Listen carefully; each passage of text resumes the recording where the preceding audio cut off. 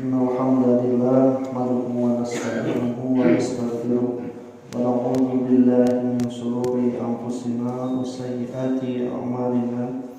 May yahdihillahu fala mudilla lahu wa may yudlilhu fala hadiya lahu. Asyhadu an la ilaha illallah wahdahu la syarika lahu wa anna Muhammadan abduhu wa rasuluhu alladzi la nabiyya ba'dahu. Iman rahimakumullah, jamaah hese lepas tina masalah dosa. Umargi kitu dipiwarang ku Allah Subhanahu wa taala, zikir utamina minta hampura beristighfar pada Allah Subhanahu wa taala. Lamun dikersakeun henteu keur ngalakukeun dosa ku anggota badana, namun misalna sukuna cicing dengan cuaci witni dengan jeung kuku cicing panon hura teret. Namun dikersakeun gitu seluruh anggota badana teu ngalakukeun dosa tah jadi hate jeung pikiran sakapeung mah osok hayang ngalakukeun sanajan awak teu ngalakukeun tapi hate jeung pikiran sok aya ngalakukeun dosa. Mun dikersakeun hate jeung pikiranana henteu hayang ngalakukeun dosa, da ku setan diharewosan nepikeun ka terlintas dina pikiran teh perkara-perkara anu didosakeun. Namun dikersakeun nya harewos setan keueureun atawa misalnya bisa katahan teu kapikiran naon ngalamun teh perbuatan goplah melalaikan diri dari Allah Subhanahu wa taala. Lawang pertama keur pidosaan. Matakna ku Allah Subhanahu wa taala orang itu manusia itu disuruh untuk berzikir, disuruh untuk mengingat Allah Subhanahu wa taala dalam setiap keadaan supaya teu bisa dieusian. Lamun dieusian oge moal sampai ka kabihanana gitu. Lamun gelas teh mah kosong tah gampil dieusian cai kotor teh, tapi lamun aya cai bersih mah lamun aya anu kotor oge moal ka kotoran sadayana aya kitu nu bersihna. Nah, demikian pula ketika kemarin di ayat 199 Allah Subhanahu wa taala memerintahkan ketika sudah bertolak dari Arafah ke Mas'aril Haram maka beristighfarlah, meminta ampunlah pada Allah Subhanahu wa taala.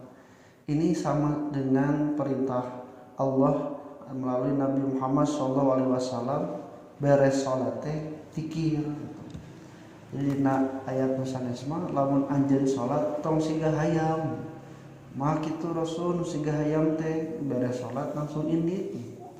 Nah, anu diparentahkeun mah ketika selesai salat itu berzikir, beristighfar, mengucapkan zikir yang 99 tambah 1 yang 100 itu, kemudian berdoa meminta pada Allah.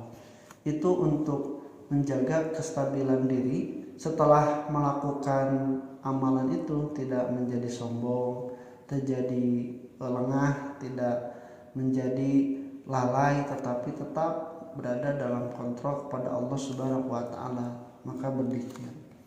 Nah, baheula oge orang-orang jahiliyah lamun geus beres ibadah haji teh sarua dari kieu menyebut-nyebut nganu disebutna teh lain Allah. Nu disebutna teh ngaran bapakna jeung kahadean-kahadean nu pernah dilakukeun ku bapak-bapak manehanana. Atuh rame berenanya di Ka'bah teh beres ibadah haji teh bapak saya mah baheula kieu. Bapak saya ge, bapak saya terus nepikeun ka nyebut-nyebut bapana teh poho teu nyebut Allah Subhanahu wa taala. Turunlah ayat ke-200 yang menyebutkan faida qadaitum manasikakum, kalau kalian telah selesai melaksanakan ibadah haji kalian. Nah, disebutnya itu qada. Jadi asal artina qada itu menyelesaikan. Makanya ketika di dalam fikih ada qada. ada itu dilakukan waktu itu, qada itu. Kalau tidak bisa dilakukan pada waktunya, maka dilaksanakan di tempat yang lain, tapi sarua selesai, jadi bebas tanggung jawab. Maka qada itu manasik ibadah haji kalian dari mulai awal. Kalau bertamatu itu umrohnya, kemudian selesai tahalul, kemudian ihram lagi untuk ibadah haji, selesai sampai menyembelih al-hadyu dan tahalul lagi untuk ibadah haji. Maka fazkurullaha kadzikrikum aba'akum, maka berzikirlah pada Allah Subhanahu wa taala seperti kalian menyebut nama-nama bapak kalian. Aw asyadda dzikra, atau harus lebih mengingat daripada kepada bapak kalian. Jadi lainnya rek kurang ingat kehadiran kolot, tapi tong nepikeun ka poho kana kehadiran Allah. Betul Allah memerintahkan untuk baik kepada orang tua, tetapi jangan sampai karena orang tua kita melupakan Allah. Dibatasilah perintah taat mencari keridhaan pada orang tua itu dengan batasan tidak lebih dicari daripada keridhaan Allah. Maka hiji waktu mah lamun misalna kolot niwarang, kolot nitah, tapi nitah nate bertentangan jeung perintah Allah, tidak ada dosa karena tidak mengikutinya, karena bertentangan dengan perintah Allah. Yugi jadi dalil yang jadi kolot teh lamun hoyong disebut kolot anu soleh ditaatan ku budak teh kudu boga standarna nyaeta aturan Allah. Sabab lamun misalna teu make standar aturan Allah, engke budak bakal memahami yen ade ka kolot teh karena kolotna bagur, kolotna berehan, kolotna merjuangkeun melindungi. Engke dina nalika kolotna teu memenuhi eta budak teh moal aya kerentes keur hade ka kolot. Padahal ku Allah mah hade ka kolot teh tetap diparentahkeun sanajan namun dikesakeun aya kolot anu teu ngurus budak. Sebab eta parentah ti Allah Subhanahu wa taala. Nah, kemudian paminan nasi mayaqulu rabbana atina fid dunya. Di antara manusia itu ada yang meminta berdoa ketika selesai ibadah haji itu, ya Allah berikanlah kami bagian-bagian di dunia. Nah, jadi ini orang-orang jahiliyah itu meyakini bahwa ada kekuatan lain selain kemampuan diri, selain kemampuan akal, kemampuan relasi yang memberikan rezeki dan kebaikan-kebaikan dunia. Termasuk ketika sudah didapatkan melindungi supaya ini tidak hilang. Kekuatan besar itulah yang oleh orang-orang zaman dahulu, zaman primitif itu disebut sebagai kekuatan dari Yang Maha Kuasa. Penyebutannya ada yang, ada yin gitu nya. Tapi di orang terkenal salatnya sok disebut sembah yang tayang teh hartina teh eta nu Maha Kuasa berkuasa dina ajaran-ajaran nu baheula agama Hindu jeung sajabatna. Nah, termasuknya Gusti kata sebutan aya Gusti di urangnya. Aya oge sebutan-sebutan Tuhan dan sebagainya. Itu adalah keyakinan bahwa ada kuasa di luar kuasa manusia itu yang sangat berkuasa terhadap manusia. Makanya adanya nilai keagamaan dalam setiap manusia adalah fitrah. Ngan katanya aya anu nepi na teh kadinya nepi kana batu, aya nepi kana tangkah, aya anu nepi na teh kana matahari, bulan. Jadi untuk mencapai bahwa semua ini ada yang menciptakan, aku akal dia cukup. Tapi untuk mencapai saha menciptakan, eta mah butuh anu namina wahyu.